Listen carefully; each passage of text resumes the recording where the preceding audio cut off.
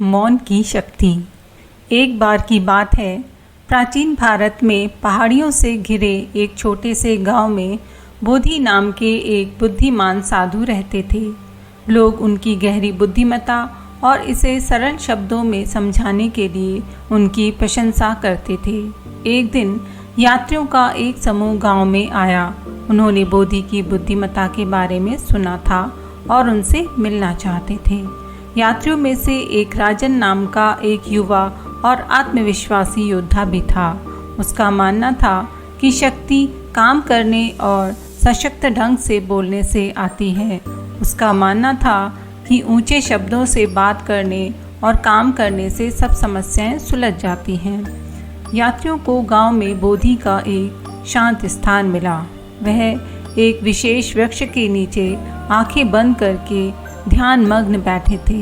बोधि मौन की कला में कुशल थे और उनका मानना था कि सच्चा ज्ञान अक्सर शांत रहने से आता है। हालांकि राजन उत्सुक था और बोधि की मान्यताओं को चुनौती देना चाहता था।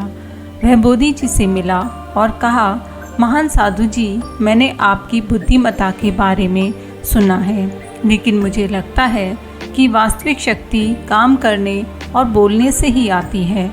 मौन उनके लिए है जो कुछ करने से डरते हैं। अगर ऐसा नहीं है तो क्या आप मुझे समझा सकते हैं? बोधि ने धीरे से अपनी आंखें खोली और शांत मुस्कान के साथ राजन की ओर देखा।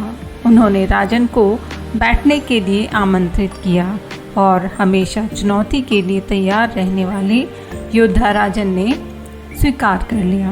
बोधि ने बोलना शुरू किया। उनके शब्द शांतिपूर्ण धारा की तरह बह रहे थे। उन्होंने कहा, राजन, मौन में बहुत ताकत होती है, एक ऐसी ताकत जिसे कई लोग नज़रअंदाज कर देते हैं। मौन में हमें स्पष्टता, समझ और आंतरिक शांति मिलती है। ये कमज़ोरी का संकेत नहीं है, बल्कि सच्ची ताकत का संकेत है। उन्होंने आगे कहा, जब आप बिना समझे बोलते हैं तो आपके शब्द नुकसान और भ्रम पैदा कर सकते हैं, लेकिन मौन में आपको सुनने, निरीक्षण करने और सीखने का मौका मिलता है। मौन में ही आप वास्तव में समझ सकते हैं कि दूसरों को क्या चाहिए और क्या नहीं चाहिए।